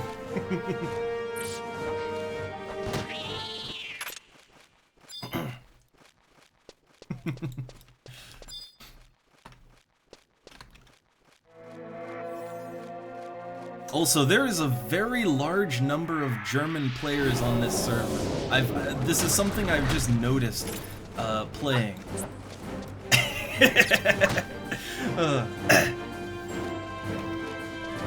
But yeah, I've noticed that there is a rather large German population on this server, which is great for time zones. It really is.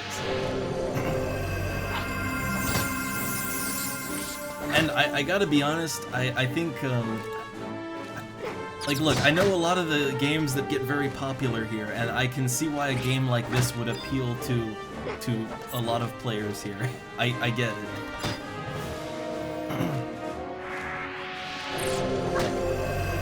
God, this bat's really... It's harming me quite a bit.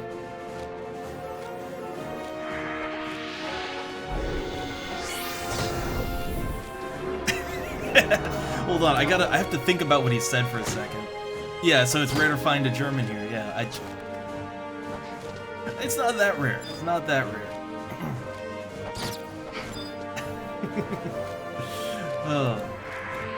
Well, I mean, I guess, look, I know the language good enough. I struggle. I struggle. Alright, but also I don't really want to, like, I have to think. I have to really think about it when I type it out, so, like, you know. I'm not gonna engage in conversation while I'm streaming and also killing things. A little too much for me. Little too much. Oh god, the goblin, look. I stop thinking and then goblins happen. You stop thinking and then it's goblin time.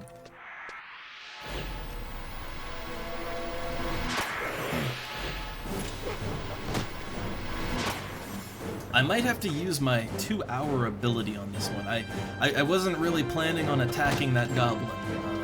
This was not my plan, not my intention.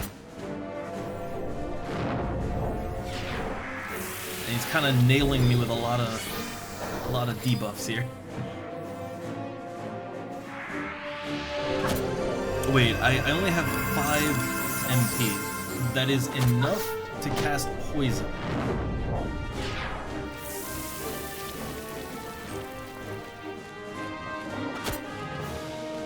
Wait, in time for... Oh god, wait. Mate, oh no! HorizonXI will be going offline in 35 minutes. Oh no! We'll have to play something else. We will literally have to play something else.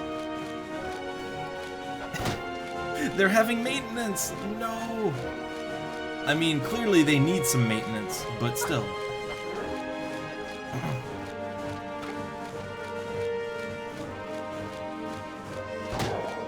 Alright, so yeah, oh god, I mean, hey, you know what? If they're going down for maintenance, then we can use Benediction if we have to, right? Yeah, Benediction! Yeah, full HP. So I used my 2-hour, so it's, yeah. I can't use Benediction for another 2 hours. Which I feel like that's one of those things that would be crazy to a lot of players, right? Like, I feel like a lot of gamers would lose their mind at the idea of an ability that you can only use once every 2 hours. But really, no, it's okay. It's a panic. It's a panic button, alright? Well, it's either a panic button or it's a, if you want to clear a really hard fight, like you just want to clear this fight, it's use your 2-hour ability. The warrior 2 hours is really good. I'd say my only problem with the 2 hours is that they're not all equally helpful. Like the red mage 2 hour is chain spell, and all that does is it allows you to cast spells instantly for a few minutes. The problem is it lets you cast spells instantly, but it doesn't give you a larger MP pool than normal or anything. Like, your spells still cost the full MP. So, I mean, all it really means is that you can spend your MP faster. That's all it really means. So, chain spell, I gotta admit, not the best 2 hour. But then you have like you've got like the warrior 2 hour, and the warrior 2 hour, it makes every attack you do critical. So when you use I think it's mighty strikes, when you use that, you're just slamming the enemy with damage. Like, for a few minutes, you are just nailing the enemy with critical damage. Like, that's, Mighty Strikes is one of those abilities that can win a fight very easily. And I think about the Black Mage. Yeah, the Black Mage one can win a fight too, if you don't get yourself killed using it. Like, I think the Black Mage 2 hour lets you freely cast spells, so no MP cost. So nuke to your heart's content. I think most classes have a pretty good 2 hour ability. Like, most of them have game-changing 2 hour abilities. But then some classes, not so much. You know, some it's just, eh. That's the thing they can do.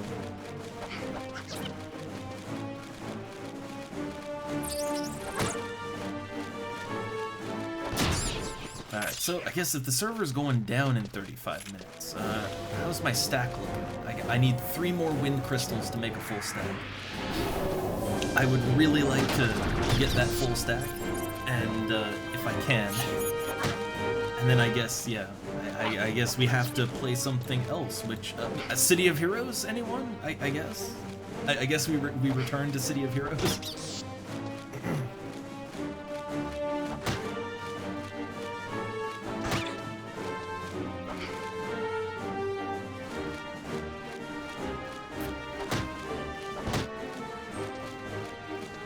I guess I'll continue my blaster, or I don't know if I want to make a, I kind of want to make a new character. I kind of want to make a Chaldean character, but that would put us all the way back down to level 1 again.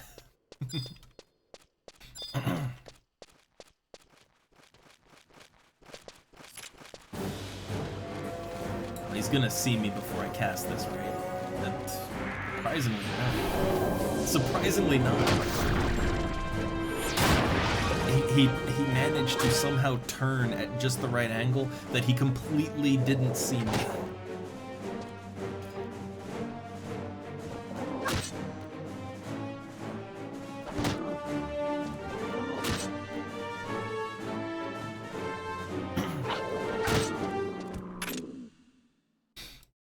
Alright, got a fire crystal, which... I mean, I'm only at 6 fire crystals, so I don't think that's gonna... I don't think I can get a full stack of fire crystals in like, what, less than 30 minutes. It's just there's not enough goblins to kill for that.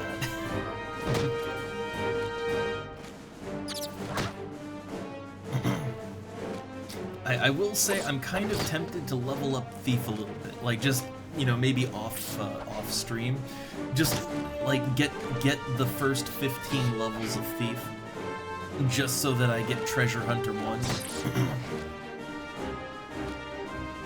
because honestly,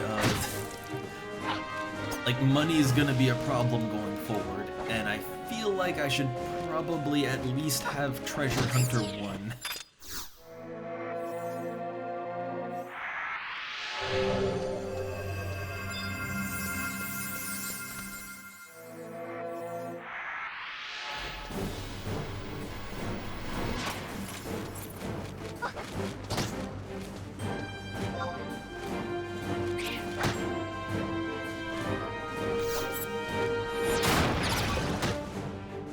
Okay, this enemy's level 7.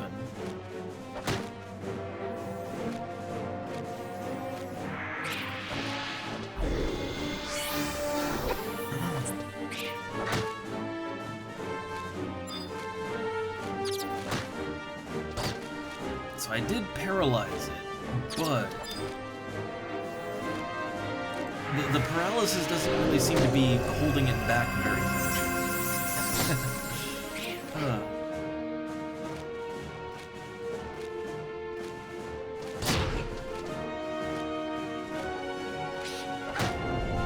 Everybody's getting ready to log off and everything. But look, I just want my green wind crystals. That's all I want.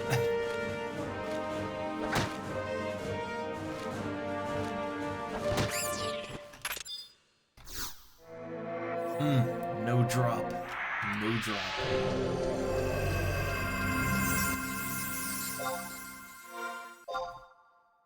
Also, just doing all this killing, like, I am getting up to level 12.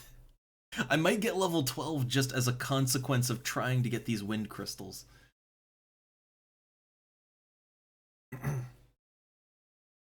Oh god, I just remembered, I had wanted to show a little bit of crafting, but I sort of got distracted. I sort of got distracted. I mean, it's not that we have much money to burn on that kind of thing. I mean, yeah, it's like, maybe, I don't know, craft a little when we have more gil to go towards that kind of thing. But I would like to get started on cooking, because it's like, cooking is just one of those trade skills where having it even at a low level is very handy. Alchemy too. Alchemy is also one of those. Having it even, like, below level 50, it's handy.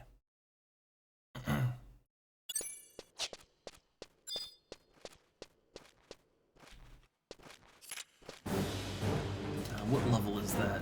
Level 6. Shouldn't take too much to drop it.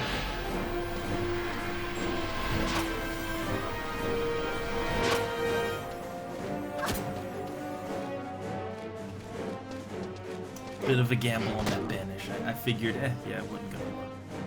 So, I know it's very rarely gonna work because I don't have the skill for it. Or I don't have the stats for it as well.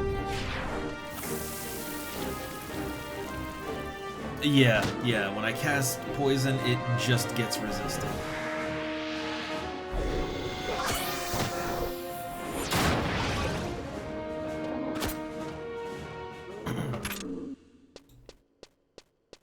Okay, so I'm going for that wind crystal. That's what I'm trying for. But I don't think I'm gonna get it before the maintenance happens.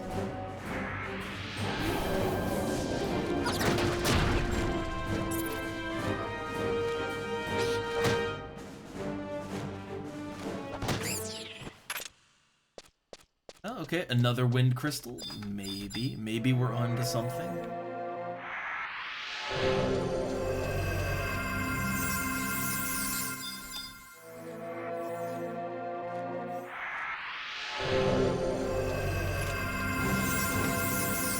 It's level 4, so again, shouldn't be too hard. Has my divine magic leveled up even once this whole time? I want to check it. It leveled up literally once. Literally once.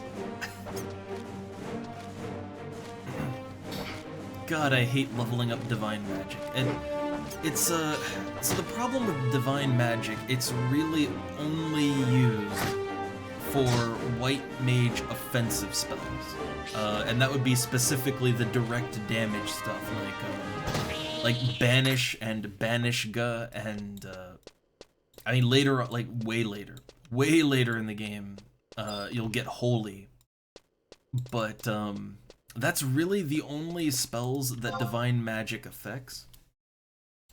So it's not that many spells to begin with.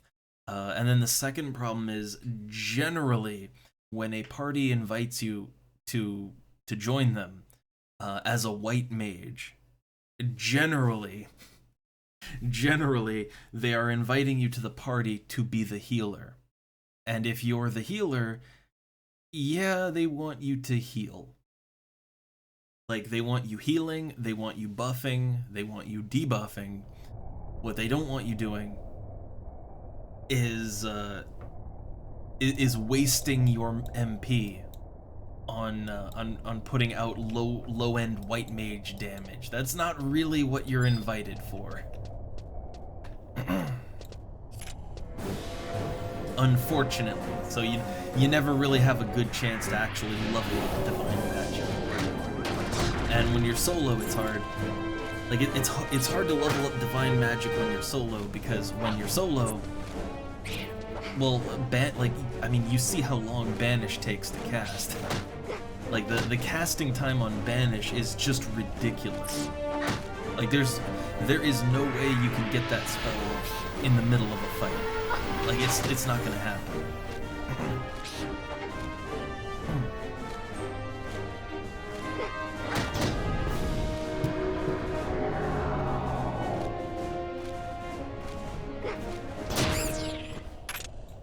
Yeah, in a fight, just whack him to death with a stick. That works.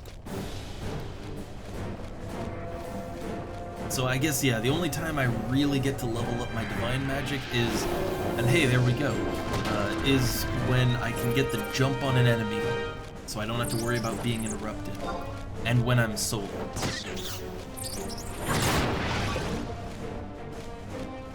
Oh look, someone needs help with the Dragoon Quest's named monster. I mean, you know, I can't help with that, but also the servers are, the server's going down for maintenance in a minute, so bad timing. Bad timing there.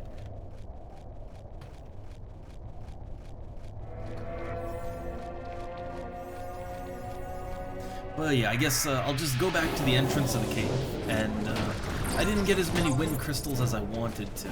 I'm almost level 12, which is great. I'll probably, I don't know, I guess later today I'll probably hop in a little bit and go do a group in the dunes. You know, join a dunes group at level 12 and come out of it like 2 hours later with, you know, five more levels on me or something ridiculous like that. But yeah, those wind crystals, need 2 more.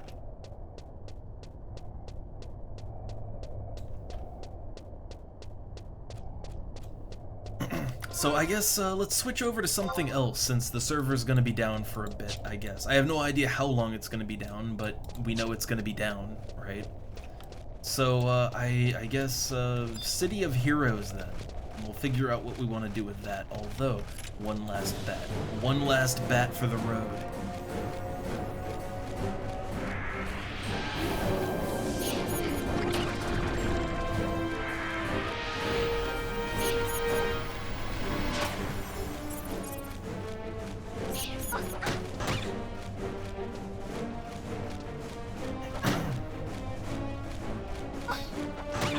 Alright, crystal?